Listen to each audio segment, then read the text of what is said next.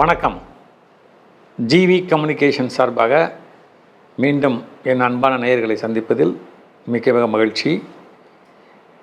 அதாவது ஒவ்வொரு விஷயத்துக்கும் ஒரு கிரீடம்னு சொல்லுவோம் வாழ்க்கையில். அது மாதிரி நாடி ஜோசியத்தை பற்றி நாங்கள் வரிசையாக போட்டுட்டே வந்தோம். பல பேர் கேட்டாங்க, பல மெயில்கள், பல ஃபோன் கால்கள் வந்துகிட்டே இருக்குது. ஒரு இடத்துல நான் சொன்னேன், இதோட நாடி ஜோசியத்தை பற்றி நாங்கள் முடிச்சிடலோன்னு. பட் என்னுடைய உதவியாளர் மெயில் எடுத்துகிட்டு வந்து பார்க்கும்போது இவ்வளவு அதுக்கு மக்கள் தேடுறாங்க. அது குறிப்பாக பெண்கள், கல்யாணத்துக்கு ஆக வெயிட் பண்ணுறவங்க, நிறைய பிரச்சனைகள் இருக்கவங்க தேடினாங்க. அப்போ ரொம்ப நாளாக என்னுடைய இனிய ஆசான் அப்படின்னு சொல்லக்கூடிய திருவாளர் கணேச குருக்கள், இவர் எப்படின்னா எனக்கு எப்படி சொல்கிறதுன்றது தெரில. அவர் நிழலில் நான் ஆன்மீகம் கற்றுக்கிட்ட ஒரு சிஷ்யன். என்ன இப்போ என் குருவை நான் பேட்டி எடுக்கிறோம். இதை விஷயம் என்னென்னு கேட்டிங்கன்னா, அவர் இப்போ நம்மளுக்கு சொல்லித்தரப்போகிறார். நாடி என்ன, நாடியில் உயர்ந்த நாடிகள் இது, அப்போ நாடி ஜோசியத்தில் என்னென்ன இருக்குது. இதை தொடர்ந்து இது கொஞ்சம் நீள பதிவாக இருந்தால் கூட வருங்கால சந்ததியருக்காகவும் இந்த காலத்தில் இருக்கக்கூடிய இந்த ஐடி அப்புறம் சோஷியல் மீடியா நம்பியிருக்கக்கூடிய இளம் தலைமுறைக்காக ஆன்மீக விழிப்புணர்வு பகுதி அப்படின்னு எடுத்துக்கங்க. வணக்கம் சார். அதாவது நன்றின்ற ஒரு வார்த்தை மிக சின்ன வார்த்தை. ஏன்னா உங்களுடைய ஆன்மீக பணிகள்லேருந்து, அதுவும் திருவான்மூர் ஏரியா இருக்கிற ஆன்மீக பகுதியில் பணிகள்லேருந்து விட்டுட்டு எங்களுக்காக எங்களுடைய இந்த ஸ்டுடியோவுக்கு சொல்லி வந்திருக்கு. மிக்க மகிழ்ச்சி. இப்போ நாடி பற்றி நீங்கள் என்னுடைய பதிவுகளை பார்த்துருப்பீங்க, ஜிவி கம்யூனிகேஷன் பதிவுகளை பார்த்துருப்பீங்க. ஆமாம், அது மக்களுக்கு நல்லபடியாக போய் சேர்ந்துருக்குது. இப்போது நாடியில் எத்தனை வகை நம்ம பார்த்துருக்கோம், நாங்கள் சொல்லியிருக்கோம் சார். அது உங்களுக்கு எதனா அது குறை இருக்கா சொல்லுங்கள், இல்லை இன்னும் சொல்ல வேண்டியது இருக்கா சொல்லுங்கள். இல்லை, நல்ல நாடியில் ரொம்ப சிறப்பாக எல்லாம் சொல்லி வந்துட்டுருக்கீங்க. அகத்திய நாடி, சிவநாடி, சிவதுல்லிய நாடி. இப்போ நாடியில் பல வகைகளில் வரும்போது ராவணன் நாடி கூட இருக்கிறதா சொல்லப்படுகிறது, பேசப்படுகிறது, பாதுகாக்கப்படுகிறது. அதை பற்றி கொஞ்சம் நீங்கள் ஒரு விரிவாக சார். இது நானும் கேள்விப்பட்டேன் சார். இந்த ராவண நாடி அப்படின்ற ஒரு ராவண நாடி நான் ஃபஸ்ட்டு வேறு யாரும் எழுதியிருந்தாங்கன்னு நானும் ஒரு மாயால் தான் இருந்தேன். அப்புறம் இலங்கையில் இருக்கக்கூடிய என்னுடைய நண்பர்களோட தொடர்பு கொள்ளும்போது அவர் ஒரு மிகப்பெரிய சிவபக்தாக இருந்திருக்காருன்றாங்க. அதை பற்றி நீங்கள் கொஞ்சம் சொல்லுங்கள் சார். ராவணேஸ்வரன் மாபெரும் சிவபக்தர். அப்பேற்பட்ட ஒரு தபஸ், ஒரு தபஸ்னா சொல்ல இயலாத அளவுக்கு ஒரு தபஸ். அவ்வளோ வீணையில் அனைத்து ரகங்களும் அருமையான வாசிக்கக்கூடிய மீட்கக்கூடிய ஒரு திறமையுள்ள ஒரு ஈஸ்வரன். 4 திக்கிலும் போய் சந்தி செய்யக்கூடியவர். புரியல சார். 4 திக்கிலையும் வாலி எப்படி வாலி 4 திக்கிலையும் போய் சந்தியாவனம் பண்ணுவார். அது என்ன சந்தியாவனம் பண்ணுறது? சந்தியாவனது வேத பிராமணர்கள்லாம் காணாமல் கோணாமல் கண்டு கொடுன்னு சொல்லுவாங்க.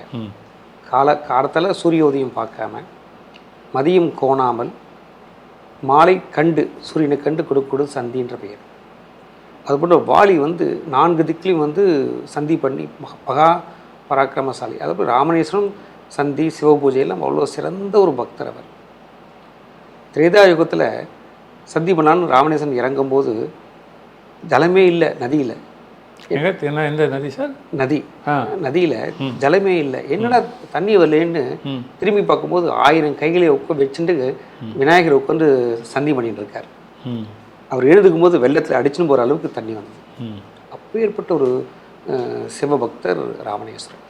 அவருக்கு எல்லா சித்திகளும் எல்லா பவரும் சிவபெருமான் அவர் கொடுத்துருக்காருன்றாங்க. ஆமாம், அந்த 10 முகங்கள் கூட 10 விதமான சித்திகளை, 10 விதமான மனித குணங்களை எப்படி அடக்கி ஆள்றதுன்னு தான் சொல்கிறாங்க. ஆமாம், இந்த கோபம், பொறாமை, மகிழ்ச்சி எல்லாத்தையும் ஒரு மனுஷன் எப்படி அடக்கி வைக்கணும் அப்படின்றதுக்காக தான் சொல்கிறாங்க.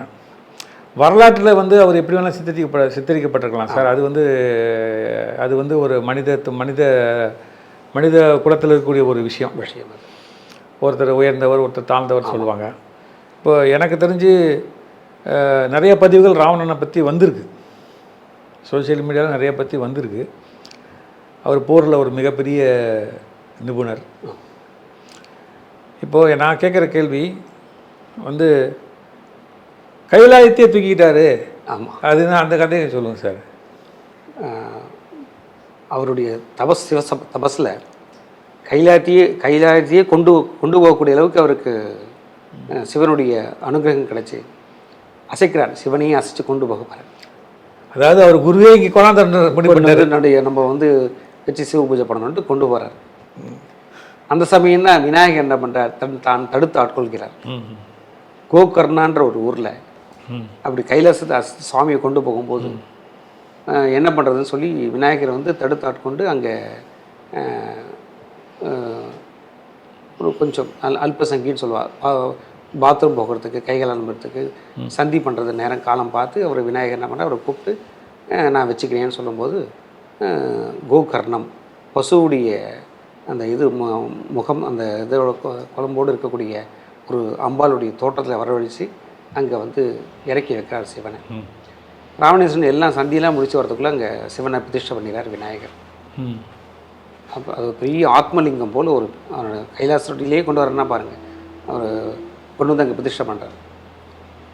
அதுக்கப்புறமா அங்கே பூஜை பண்ணி முடிச்சுட்டு திருப்பியும் போய் சிவன் தபஸ் பண்ணி நீங்கள் வரணும், நான் இருக்க இடத்துக்கு வரணும்னு சொல்லி ஆஷின் போய் கோகர்ணம், கர்நாடகாவில் கோகர்ணம்னு பேர். ஓகே.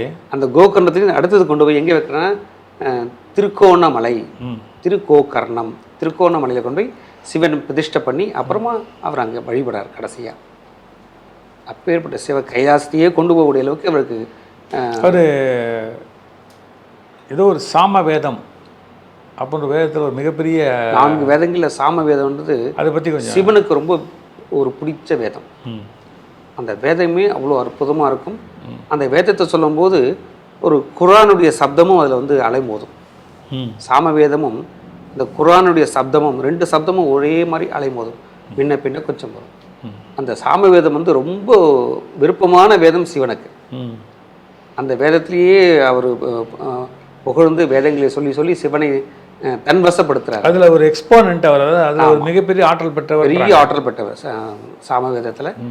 அதே மாதிரி அந்த தன்னுடைய ராகத்திலையும் தன்னுடைய வீணையுடைய விரல்களுடைய ஒரு இதுலேயும் ஒரு இடத்துல தன்னுடைய உடம்பையே வீணையாக மாற்றிடுறாருன்றாங்க. அது வந்து காம்போதி ராகம்ட்டு சரிங்க வாசிக்கிறார். அந்த காம்போதி ராகம் வாசிக்கும் போது யாழ் வந்து கட்டாயிடுது.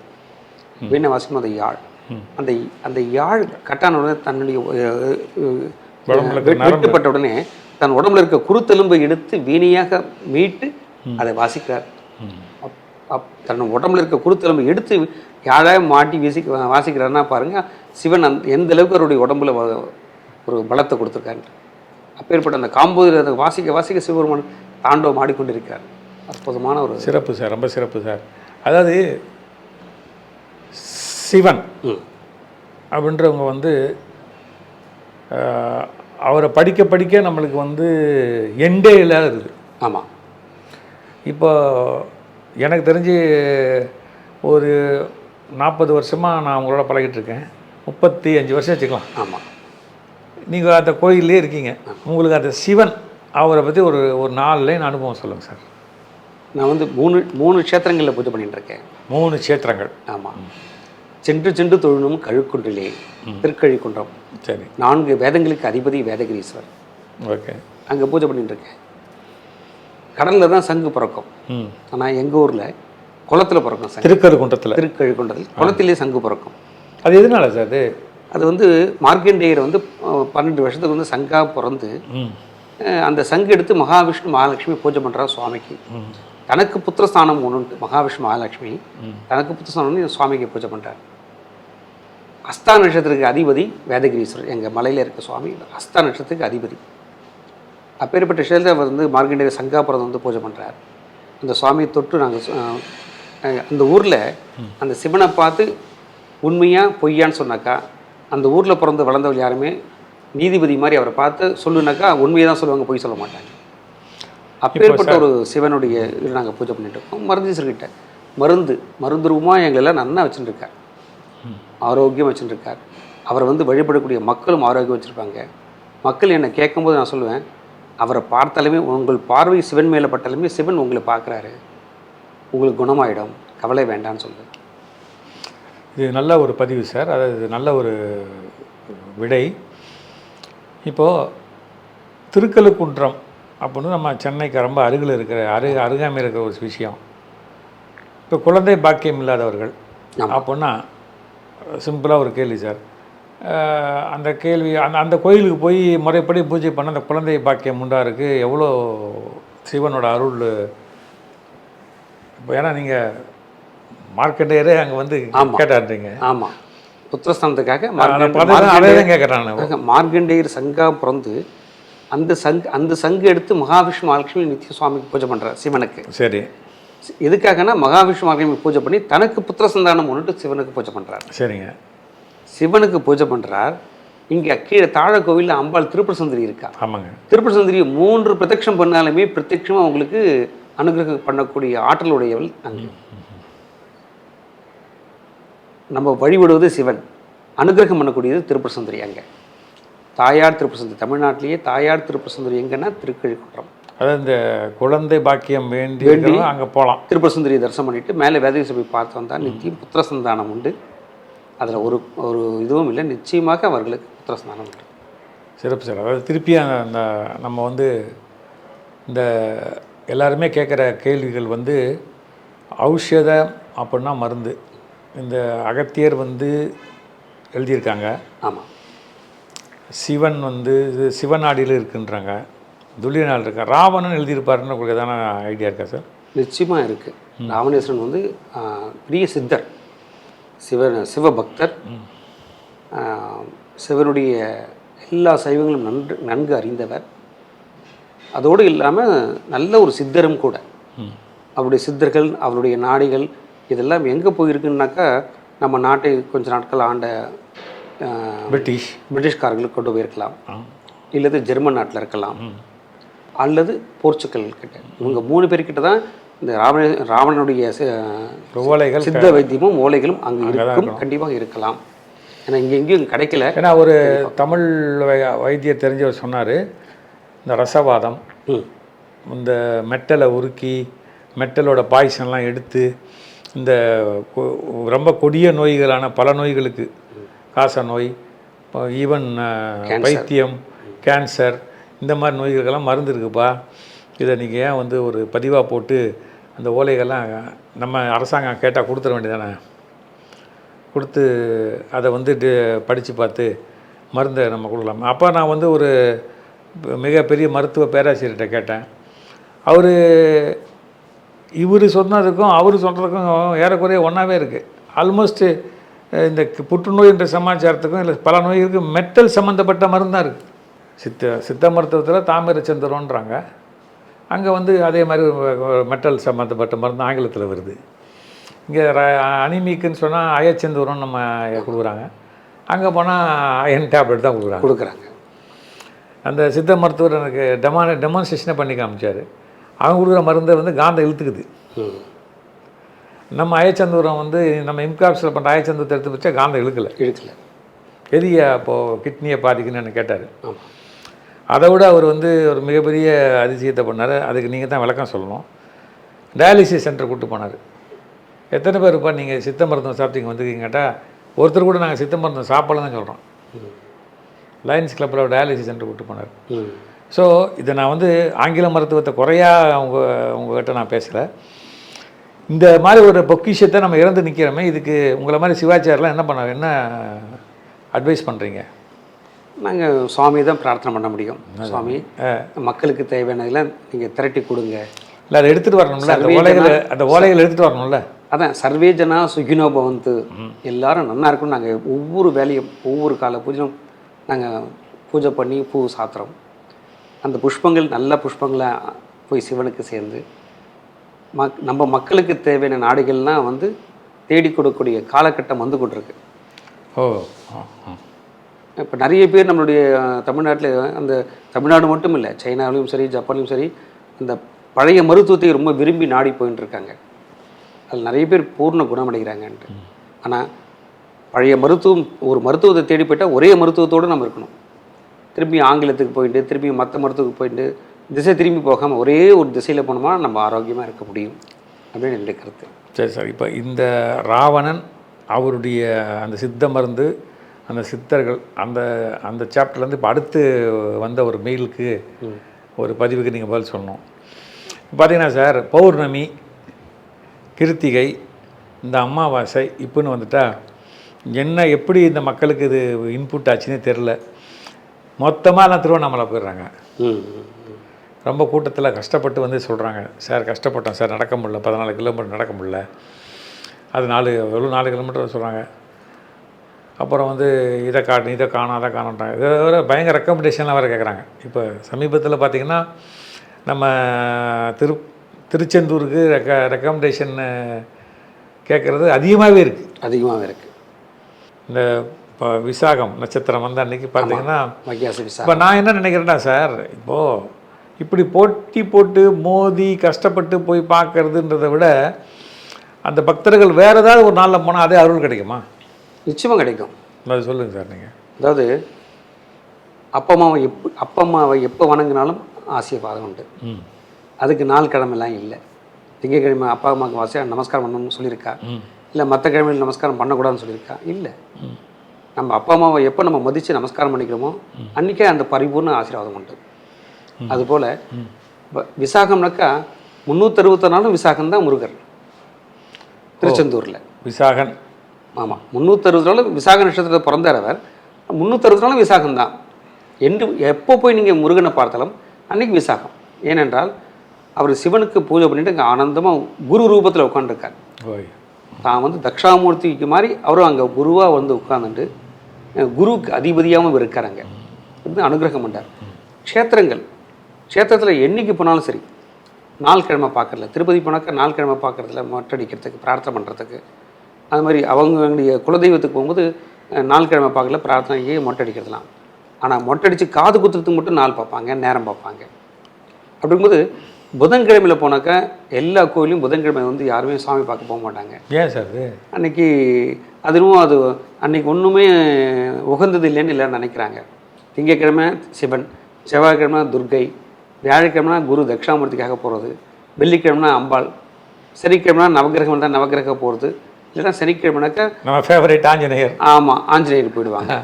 ஞாயிற்றுக்கிழமை பைரவருக்காக வராங்க. ஆனால் புதன்கிழமை அன்னைக்கு கோவிலுக்கு எல்லாருமே கம்மி சுவாமி தரிசனம் பண்ணுறதுக்கு. ஆனால் புதன்கிழமைக்கு கண்டிப்பாக பிரம்மாவை வழிபட்டால் நமக்கு எழுதி வைத்ததை கொஞ்சம் திருப்பி மறுபடியும் மாற்றி அமைப்பதற்கு வழி உண்டு. நம்மளுடைய வாழ்க்கையில் ஒரு திருப்பு முனையாக அமையும். திருப்பட்டூர் போய் அங்கே போய் பிரம்மாவை பார்க்குறோம், ரொம்ப விசேஷமாக. அதே மாதிரி புதன்கிழமையில் பிரம்மா வழிபடல விசேஷமானது. இப்போ பிரம்மாவை வழிபடணும். பிரம்மாவும் வந்து சார் இப்போ சிவனோட ரூபம் தானே? இல்லை, பிரம்மா, சிவன், விஷ்ணு, அவள் 3 பேருமே பிரம்மா எது கேட்டாலும் வரம் கொடுத்துருவார். அவர் சிவனும் வரம் அழித்தல் அவர். இவர் வந்து ஆக்கப்பூர்வமாக செயல்கூடியவர் விஷ்ணு. அவள் 3 பேருமே மும்மூர்த்திகள். ஒரு வில்லும் எடுத்தால் கூட ஒரு 3 இலை இருக்கும், அப்போ தான் அது சிவனுக்கு சாத்தலாம். பிரம்மா, விஷ்ணு, சிவன், ருத்ரன் அப்படின்ட்டு 3 இலைகள் இதழ்கள் இருக்கும். அந்த 3 இதழ்கள் விட்டு போகாமல் இருந்து சாத்தினாதான் சிவனுக்கு. 3 பேரும் மும்மூர்த்தியும் ஒரே. அதாவது இப்போ ரொம்ப கீழே சொன்னால் 3 பேரும் ஒரு ஃப்ரெண்ட்ஸ், ஒரே ஆமாம் சப்ஜெக்டை இது பண்ணுறாங்க, ஹேண்டில் பண்ணுறாங்க. ஆமாம். இப்போ திருப்பட்டூர் போக முடியாதவங்க சப்போஸ் இங்கே கோவிலில் இங்கே எங்கே பிரம்மா இருக்கோ அந்த பிரம்மா புதன்கிழமை வழிபட்டால் போதும். அதாவது பல கஷ்டங்கள் தீரும், எல்லாம் தீரும். ஐயா, எனக்கு எழுதப்பட்ட விதியை கொஞ்சம் மாற்றி அமைத்து கொடுங்கள். நீங்கள் போய் கோவிலுக்கு போனாக்கா மக்கள் எல்லாரும் சுவாமிகிட்ட பேசணும், ஆசாமிகிட்ட பேசக்கூடாது. நீங்கள் கோவிலுக்கு எப்படி சொல்லலாம், நான் என்ன சொல்கிறது? உண்மைதான். நான் சுவாமி தொட்டு பூஜை பண்ணுறேன், என்கிட்ட வந்து நீங்கள் சங்கல்பம், பேர், நட்சத்திரம், கோத்திரம், எனக்கு இது மாதிரி அர்ச்சனை பண்ணி கொடுங்க, இன்றைக்கி நீங்கள் பிறந்த நாள், அதை சொல்லலாம். எனக்கு திருமண நாள் சொல்லலாம், எனக்கு கொஞ்சம் உடல்நிலை சரியில்லைன்னு சொல்லலாம். இதை மட்டும், அதாவது எது தேவையோ அதை மட்டும் நம்ம பேசணும். மற்றதெல்லாம் நம்ம மனசுக்குள்ளே இருக்கிறது பூரா கடவுள்கிட்ட பேசணும். கோவில் வந்தால் சுவாமிகிட்ட பேசணும். எப்படி நம்ம சுவாமியை பார்த்தாக்கா, நான் சிவனை தொட்டு பூஜை பண்ணுறேன், நீங்களும் தொட்டு பூஜை பண்ணுறீங்க. நான் வந்து என் கையால் தொட்டு பூஜை பண்ணுறேன். அயமே பகவத் தரகா, என் கையில் நான் தொட்டு பூஜை பண்ணுறேன். இந்த தீபாராதனைன்னு ஒன்று பண்ணுறேன் பார்த்தீங்களா, அந்த ஆர்த்தி சிவனுக்கு காமிக்கிறேன். அந்த ஆர்த்தி காமிச்சு கொண்டு வந்து உங்ககிட்ட ஏன் காமிக்கிறேன் தெரியுங்களா? அந்த ஆர்த்தி ஆகப்பட்டது நம்ம கண் வந்து அக்னி. அந்த அக்னி சிவன்கிட்ட காமிச்சு வந்த ஆர்த்தி எடுத்து நம்ம கண்ணில் ஒட்டும்போது அந்த அந்த அக்னி ஆகப்பட்டு நம்ம உடம்பு பூரா பிரவாகமாகுது. அப்போது இந்த நேத்திரத்தால் கண்ணால் நீங்கள் சிவனை பார்க்குறீங்க, நீங்கள் கண்ணாலேயே சுவாமியை பூஜை பண்ணுறீங்க. உங்கள் பார்வை போய் சிவன் மேலே படுது. இது ஒரு பதிவில் நான் படித்தேன் சார். அது பேர் தான் நேத்திர தரிசனமா? நேத்திர தீட்சை, நேத்திர தரிசனம். இப்போ குருவே வந்து ஒரு குரு கூட நேத்திர தீட்சை கொடுக்கலான்றாங்க. கொடுக்கலாம். இப்போ நான் உங்களை பார்த்துட்டு இதை நீங்கள் செய்யலாம், உங்களுக்கு நான் அதிகாரம் தரேன் அப்படின்னு சொன்னாக்கா நீங்கள் போய் அதை பண்ணலாம். அந்த மாதிரி ஒவ்வொரு மனிதனும் தன் பார்வையால் கடவுளை பார்க்கும்போது திருப்பதி பெருமாளையோ அண்ணாமலையோ யாரை பார்த்தாலும் சரி தன் கண்ணால் வழிபடுகிறார்கள். சரி, இப்போ ஒரு இந்த காலகட்டத்துக்கான ஒரு கேள்வி நான் கேட்குறேன், பதில் சொல்லி தான் ஆகணும். நீங்கள் கண்டிப்பாக சொல்கிறேன். இப்போ நிறைய பேர் குருஜி குருஜின்ட்டு போயிட்டுருக்குறாங்க. இந்த குருஜிக்கும் ஒரிஜினலாக இருக்க குருஜிக்கும் என்ன வித்தியாசம்? அவங்க மனசுக்கு பிடிச்சத அதை விரும்பி போகிறாங்க.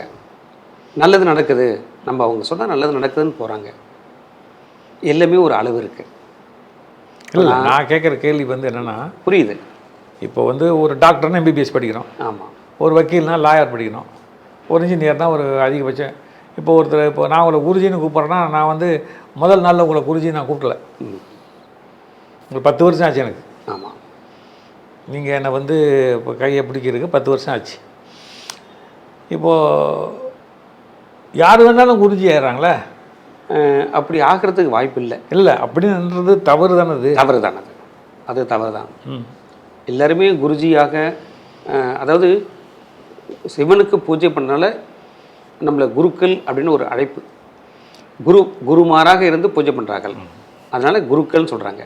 அந்த குருக்கள்னு சொல்லும் போதே குருவாயிறார் அவர். அதனால் குருஜி அப்படிங்கிறது வந்து இன்றைக்கி இருக்க நாளடியில் அது ஒரு ஒரு ஒரு புகழ்ச்சியாக போய் கொண்டிருக்கு. ஆனால் அது அல்ல. அடுத்து ஒரு கேள்வி, ஒரு ஒரு பெண்மணி என்கிட்ட கேட்டிருக்காங்க மெயிலில். ருத்ர தாண்டவம் ஆடுறோம், சிவராத்திரிக்கு ஆடுறோம், இப்போன்னு ஒரு சிலர்லாம் வந்து மிகப்பெரிய ஆர்ப்பாட்டமாக பண்ணுறாங்க, எங்களை மாதிரி ஏழைகள்லாம் அதுக்கெல்லாம் போக முடியல. இப்போ வந்து இதை பற்றி உங்கள் சாமிகிட்ட கேளுங்க. ருத்ர தாண்டவம்னா என்ன, யார் ஆடுறாங்க? யாரோ ஒரு மனுஷன் ஆடுறாரு, சரி, ஏன்னா இப்படியே ஆடிட்டு போகிறாரு வராரு, சரி, எல்லாம் மக்கள் வந்து கஷ்டப்பட்டு அந்த அந்த அந்த ஆடுற இடத்துக்கு போய் நிற்கிறாங்க. இப்போ இவங்களுடைய ஆதங்கம் என்னென்னா, எங்களை மாதிரி நாங்கள் எளிய மக்களே போக முடியல, இது மீடியாவில் இப்படி வரும்போது எங்களுக்கு ஒரு ஏக்கமாக இருக்குது அப்படின்னும் போது, இந்த ருத்ர தாண்டவம் வந்து ஏதாவது ஒரு குரு டான்ஸ் பண்ணால் தான் போய் பார்க்கணுமா, இல்லை வந்து சிவன் கோயிலில் வந்து நம்ம பார்த்தாலே போதுமா? இல்லை, ருத்ரதாண்டம் ஆடுறது சிவாச்சாரியாருக்கலாம், இல்லை சாதாரண மனிதர்கள் தான். அதான், ஏன்னா சிவாச்சாரிகள் சம்மந்தப்பட்ட குருக்கள் சம்மந்தப்பட்டவர்கள், வைஷ்ணவ சம்மந்தப்பட்டவர்கள் யாருமே தாண்டவங்களை ஆடுவது இல்லை. தாண்டவம்னா என்ன சார்? தாண்டவம் பரதநாட்டியம், சிவதாண்டவம், ருத்ரதாண்டம், இதெல்லாம் ருத்ரதாண்டம் என்ன ஏன் பேர் வந்துச்சு? ருத்ரம்னாக்கா இந்த ஓம் நமோ பகவதே ருத்ராயன்ட்டு இந்த ருத்ரத்தை 11 நல்ல ஒரு மந்திரம். ருத்ரன்றது ஒரு பெரிய ஒரு ஒரு வேத மந்திரங்கள் அருமையான ஒரு மந்திரம். அந்த ருத்ரத்தை சொல்லும்போது வைப்ரேஷனில், ஹார்ட் ஆப்ரேஷனில் அவ்வளோ சக்ஸஸாக நடக்குது. ஜெர்மனியில் பேட்டர்ன் வாங்கி வச்சுருங்க. அது அப்படி சார்? ஜெர்மனில் ஒரு ஹார்ட் ஆப்ரேஷன் பண்ணிவிட்டு ஸ்பீக்கர் போட்டு ருத்ரத்தை போட்டு ஆன் பண்ணி விட்டுறாங்க. அந்த வைப்ரேஷனில் அவ்வளோ அருமையாக அந்த பேஷண்ட்ஸ் குணமாகி வராங்க. ஜெர்மனில் அந்த ருத்ரத்துக்கு, அந்த சமஸ்கிருதத்துக்கு உரிமை அவன் வாங்கி வச்சுருக்கான். அந்த வைப்ரேஷன், சமஸ்கிருதங்கிறது ஒரு வைப்ரேஷன், தனிப்பட்ட ஒரு நபருடைய மொழி அல்ல. அந்த ருத்ரங்கிறது அவ்வளோ அருமையான ஒரு மந்திரம். அதை சொல்ல சொல்ல சொல்ல அவ்வளோ அற்புதமான ஒரு நம்ம உடம்புல ஒரு வைப்ரேஷன் எல்லாமே நடக்கும். ஆனால் இந்த தாண்டவம் ஆடுவது இதெல்லாமே யாருன்னா சாமியார்கள், தனக்காக தன்னை மகிப்படுத்திக் கொள்வது செய்யக்கூடிய நபர்கள். எல்லாருமே மக்கள் சிவனை போய் பார்த்தா போதும், பிரதோஷம் போய் சிவனை தரிசனம் பண்ணாலுமே ருத்ர தாண்டவத்தை தரிசனம் பண்ண பலன். அதுதான் சொல்கிறாங்க சார். சிறப்பாக நீங்கள் அந்த சிவதாண்டவம் ருத்திரம் அதை பற்றி சொன்னீங்க. இப்போ ஏழை எளிய மக்கள் வந்து பிரதோஷ காலத்தில் நம்ம வந்து சிவனை வழிபட்டாலே அந்த ருத்ரம் பார்த்த அந்த ஃபீலிங் இருந்ததுன்றது இப்போது ஒரு சிறப்பான விளக்கம் கொடுத்தீங்க. அடுத்து எங்கள் பதிவில் நேயர்கள் எங்களுக்கு கேட்டது வந்து என்னென்னா, வீட்டில் மினிமமாக என்ன பண்ணணும் பூஜைகள்? காலையில் எழுந்தோடனே வழிபாட்டில் வந்து தீபம் ஏற்றி வச்சு ஊதுவத்தி தூப தீபம் பண்ணி நம்மளால் முடிஞ்சதை நைவேத்தியம் பண்ணலாம். தேவைன்னா பௌர்ணமியில் பூஜை பண்ணலாம். பௌர்ணமி வீட்டில் பூஜை பண்ண முடியலனாக்கா வேலூரில் நாராயணி அம்மா வந்து நல்லா பூஜை பண்ணுறாங்க பௌர்ணமி, அங்கே போய் பார்க்கலாம். இந்த வேலூர் அப்படின்றது நாராயணி அம்மா பற்றி நீங்கள் இந்த பௌர்ணமி யாகம் நீங்கள் பார்த்துருக்கீங்களா? கேள்விப்பட்டிருக்கேன், சிறப்பாக நடந்து கொண்டிருக்கு. இன்னும் வாய்ப்பு கிடைக்கல எனக்கு. சரி சரி. நான் அங்கே பணிபுரிந்த போது நான் பார்த்துருக்கேன். பல பௌர்ணமிகள் பூஜைகள் அந்த யாகத்தில் கலந்துக்கிற பாக்கியம் எனக்கு கிடச்சிது. இன்னும் பொதுமக்களுக்கு வந்து தெரியாத ஒரு விஷயமே என்னென்னு கேட்டிங்கன்னா, அப்படி ஒரு யாகம் நடக்கிறதுன்றே தெரியாது. அது பேர் நாங்கள் வந்து வேலூரில் நாராயணி பீடத்தை சம்மந்தப்பட்டிருக்கனால அது பேர் யாகம்னு சொல்கிறதில்ல, அது பேர் மகா யக்னம். மகா யக்னம் அப்படின்றதுனால அம்மாவே அம்பாள் நாராயணியே பண்ணுறாங்க. அதை இதில் இந்த முடிக்கும்போது நான் உங்களுக்கு சொல்கிறேன் என்ன, இந்த நம்ம பேசிகிட்டு இருக்க இந்த காலகட்டத்தில் இந்த தெருவில் இருக்கிற ஒரு அம்மாவுக்கே ஒரு 3 வீடு தள்ளி இருக்கிற அம்மாவே என் கூட வந்து குழந்தைகள் அந்த அவங்க மகளுக்கு குழந்தை இல்லைன்ற போது அங்கே வந்து ஒரு 3 யாகத்தில் தாய் வந்து கலந்துக்கிறதுனால அந்த தீர்த்தத்தை கொடுத்த போது அந்த அம்மாவுக்கு பெண்ணுக்கு குழந்தை பிறந்துச்சு. இது வந்து ஒரு 15 வருடத்துக்கு முன்னாடி ஏற்பட்டது. இதில் ரொம்ப முக்கியமான விஷயம் என்னென்னா, இந்த சர்வமங்கல மாங்கல்யே சிவே சர்வார்த்த சாதகி சரணிய திரம்பிய கேகவரி நாராயணி நமஸ்தே, இந்த ஒரு சிறப்பான மந்திரத்தை நீங்கள் கிட்டத்தட்ட ஒரு 4 மணி நேரம் கேட்கலாம். இது வந்து இந்த பதிவில் உங்களோட பர்மிஷனோடு தான் அதை நான் விளக்கிட்டு இருக்கேன். ஏன்னு கேட்டால், நான் பார்த்த பாக்கியத்தை என் குருக்கிட்ட சொல்லணும். அதனால் அதில் கலந்துக்கிட்டால் அதுக்கப்புறம் வந்து எனக்கு தெரிஞ்சு ஒரு 9 இல்லை ஒரு 27 இல்லை ஒரு இந்த கணக்கில் நம்ம கலந்துக்கிட்டோம்னாலே நம்மளுடைய இந்த ஜென்மத்து போன ஜென்மத்து அதுக்கு முந்தின ஜென்மத்தை பல பாவங்கள் அழிஞ்சு அம்பாள் வந்து தன்னை நம்ம மகனாக ஏற்றுட்டு கூப்பிட்டுப்பா. இதை கண்கூட நான் பார்த்துருக்கேன். அதை விட ஏதோ யாகம் பண்ணுறாங்க, யாகம் பண்ண பிறகு நீங்கள் போயிட்டு வாங்கன்னு யாரையும் அனுப்பிச்சது கிடையாது. ரச்சை கொடுக்குறாங்க, தீர்த்தம் கொடுக்குறாங்க. அம்மா தீர்த்த பிரதோஷம் இது பண்ணுறாங்க, தெளித்து விடுறாங்க அந்த கலசத்தில் இருக்கிறது. அதுக்கப்புறம் வந்து நீங்கள் பார்த்தீங்கன்னா நம்மளால் சாப்பிடவே முடியாது. அப்பேற்பட்ட நெய்யினால் ஏற்படுத்தப்பட்ட பொங்கல். நான் சொல்கிறது சார் 2001-2லேருந்தே நடக்குது. சாதாரண குடிசையாக இருந்த காலகட்டத்தில் இருந்து இருக்குது. அதாவது நம்ம இந்து மத கலாச்சாரத்தில் ஏன் நான் அம்மாட்டே இந்த கேள்வி கேட்டிருக்கேன், ஏன் இந்த யாகத்தை பற்றி யாரும் தெரிஞ்சுக்கல? கனடாலேருந்து வராங்க, மலேசியாலேருந்து வராங்க, கல்கத்தாலேருந்து மாதம் ஒருத்தர் வராரு, கர்நாடகாலேருந்து வராங்க. அப்போ அம்மா ஒரு நல்ல விளக்கம் கொடுத்தாங்க. ஒரு நல்ல அகல் விளக்கு எரியும் போது பாருங்கள் ராஜ்குமார், கீழே இருட்டாக தான் இருக்கும், மேலே தான் வெளிச்சமாக இருக்கும். அது வந்து அம்பாள் உடைய விஷயம், நம்ம அதுக்குள்ளே ரொம்ப டீப்பாக போக வேண்டாம் அப்படின்னாரு. நான் அதை பார்த்து தான் இருக்கேன். அது உண்மை தானே.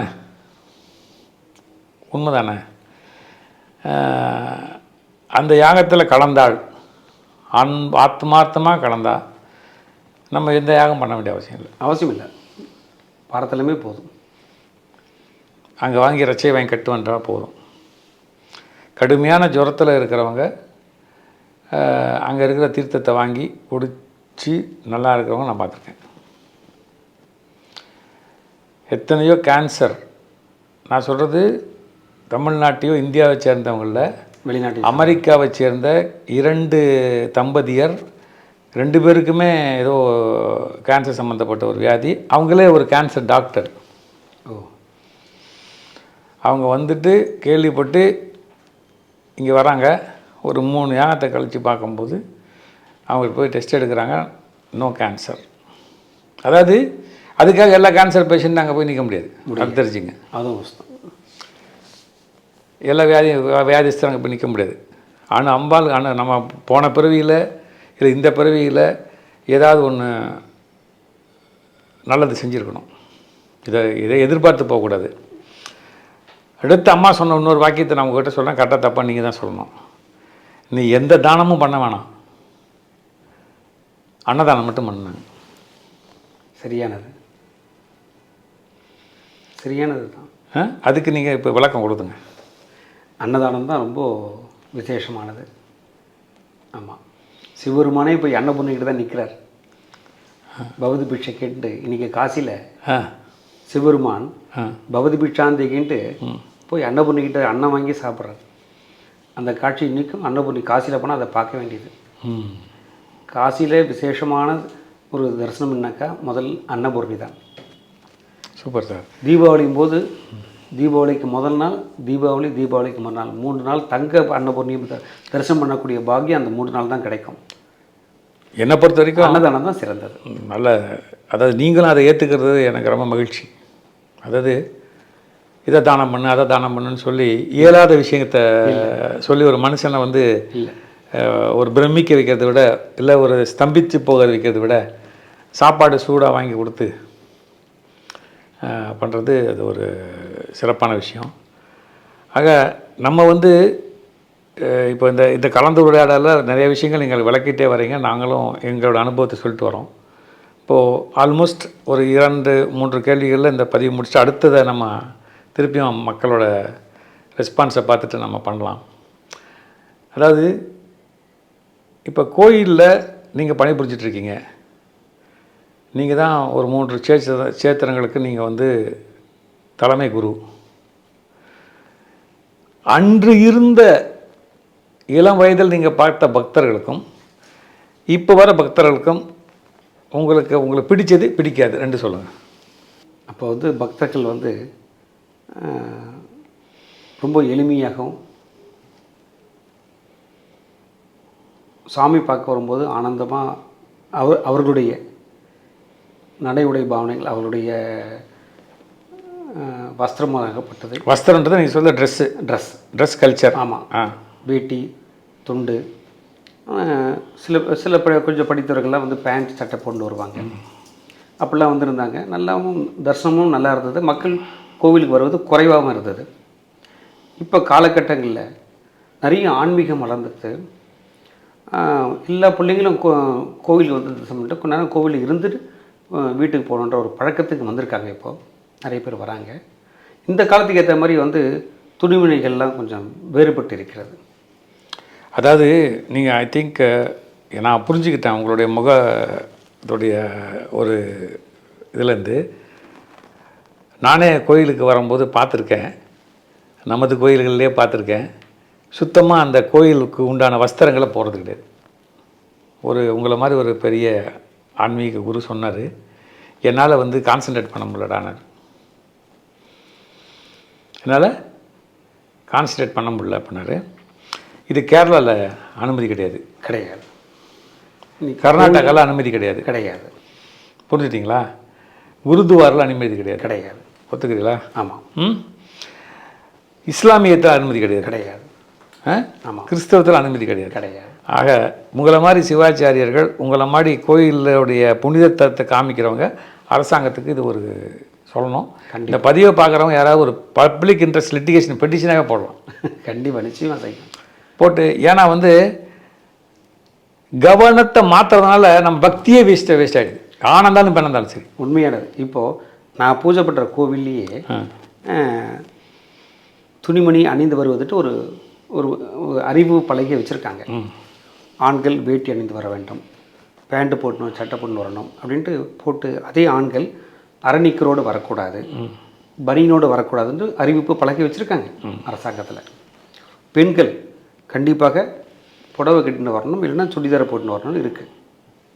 அறிவு பலகை இருக்கு. இல்லை, நான் நாராயணியம்மா கோயிலில் நான் பணிபுரித்து கொடுத்துட்டு இருக்கும்போது, அம்மாவுக்கு தொண்டு செஞ்சுட்டு இருக்கும்போது வெள்ளைக்காரங்க, அதாவது வெளிநாட்டுவர்களே வந்தாலும் அம்மா என்ன சொல்லிடுவாங்கன்னு கேட்டால், முதல்ல அவங்களுக்கு வந்து அங்கே இருக்கிற ட்ரெஸ் ஸ்டோரில் போய் புடவை கட்டுறதுக்குன்னே ஒரு பெண்மணி 2 பெண்மணி நியமிச்சிருந்தாங்க. அதை கட்டிட்டு தான் வரணும். ஒரு 10 நாளுக்கு அப்புறம் காலைல கோ பூஜை, மத்தியானம் அந்த சின்ன நாராயணி பூஜை எல்லாம் பார்த்து போட்டு எல்லாம் பிடிச்ச பிறகு அவங்களுக்கு வந்து நம்ம ட்ரெஸ்லேயே தான் இருக்கிறாங்க. அதாவது இந்த கலாச்சாரம் வந்து இது பெண்கள் சுதந்திரத்தை பற்றி நான் பேச விரும்பலை. இல்லை, என்ன கடவுளுக்கு கொடுக்குற மரியாதை அதுதான். கடவுள் பக்கத்தில் நீங்கள் இருக்கீங்க. ஆமாம், அவருக்கு உங்கள் கவன சேர்த்தல் ஏற்பட்டால் மந்திரத்தில் ஒரு வார்த்தை மாறினா கூட ஆமாம், அது வந்து அபச்சாரமாயிடும். அபச்சாரமாயிடும். அதுபோல் அது மாதிரி அறிவு பலகை இருக்குது. இல்லை, ஆனாலும் கோவிலுக்கு வரக்கூடியவர்கள் ஆண்களாகட்டும், இதை வந்து இந்த பதிவில் இது வந்து ரொம்ப யதார்த்தமாக முக்கியமாகிடுச்சு. ஆமாம், அவசியம், இன்றைய காலகட்டத்துக்கு அவசியம். ஆமாம், அதனால் நான் ஏன்னு மனசில் நினைக்கிறேன்னா, இந்த மாதிரி ஒரு கோயிலில் தொண்டு புரிஞ்சிட்டு இருக்கிற சிவன்கிட்ட தொட்டு இருக்கிறோட கவனத்தை சிதறடிக்கக்கூடிய எந்த செயலாக இருந்தாலும் சரி சார், நம்ம கோயிலுக்கு வர்றது வேஸ்ட்டு. கண்டிப்பாக வேஸ்ட்டு. அங்கே வந்து அலைபேசியில் பேசிட்டு வர்றது, செல்ஃபோனில் பேசிட்டு வர்றது, அங்கே உட்காந்து இதை பண்ணுறது, எதாக இருந்தாலும் அந்த கோயிலுடைய புனிதத்தை வந்து ஒரு இம்மி அளவு மாற்றினா கூட, அதனால் வந்து ஒரு சங்கல்பத்தில் ஒரு மந்திரத்தில் ஒரு வார்த்தை ஒரு அச்சரம் கம்மியானா கூட, எனக்கு தெரிஞ்ச என்னுடைய குரு ஞானதேசிகர் என்ன சொல்லிக்கிறாருன்னா, சுத்தமாக அது மத்தம் மாறினன்று. சாதாரணமாக இப்போ நடைமுறையில் இருக்கக்கூடிய ஒரு அரசாங்கத்துடைய உத்தரவிலேயே நீங்கள் பார்க்கலாம். ஒரு லைப்ரரிக்கு போகிறீங்க, அங்கே என்ன போட்டிருக்கு, அமைதியாக புத்தகத்தை படிக்கணும் போட்டிருக்கு. அப்போ உள்ளே போகும்போது நீங்கள் செல்ஃபோன் சைலண்டில் தான் போட்டு கொண்டு போகிறீங்க. சத்தம் போடக்கூடாது, ஃபோன் வரக்கூடாது, அமைதியாக இருக்கணும், அமைதி அப்படின்ற அமைதின்னு போட்டிருக்கு. அதே மாதிரி நீதிமன்றத்துக்கு போனாலும் நீதிபதி அவர்கள் வராரு. ஆமாம்மா, அவர் கையில் ஒரு கட்டியத்தை கையில் கொண்டு வந்து ஐயா வரார் அப்படின்னு சொல்லி கொண்டு வராங்க. அப்போ ஐயா போய் நீதிபதி ஐயா வந்து உட்கார்ந்து கொண்டு நீதியை சொல்கிற போது அந்த சபையில் எல்லாருமே அமைதியாக இருக்கணும், பேசக்கூடியவர்கள் மட்டும்தான் பேசணும். அப்பவும் செல்ஃபோன் அங்கே சைலண்டில் இருக்கணும். அப்போது அரசாங்கமே நீதிமன்றத்திலையும் லைப்ரரியிலையும் அமைதியாக இருக்கக்கூடிய சூழ்நிலையில் ஏன் திருக்கோயிலில் செல்ஃபோன் திருக்கோயிலில் வந்து நம்ம கோயில் நம்ம சில இந்த கோயிலில் தான் இருக்குது. இது வந்து ஒரு கண்டிப்பாக வந்து ஒரு பிஐஎல் பப்ளிக் இன்டர்லிட்டேஷன் இல்லை சுயமோட்டாவாக மாண்புமிகு நீதி அரசர்கள் எடுத்து ஒரு உத்தரவு போட்டான்னு வச்சுங்க. ஆமாம், இது ஸ்டாப் ஆகிடும்.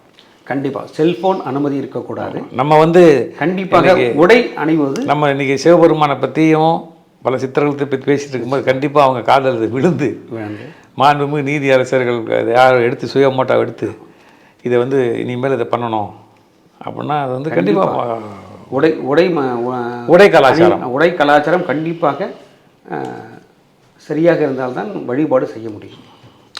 சார், இந்த பதிவுக்கு நீங்கள் கிட்டத்தட்ட இன்றைக்கி ஒரு ரொம்ப அருமையான நாள். உங்களுக்கே தெரியும், நான் சொல்ல வேண்டிய அவசியம் இல்லை.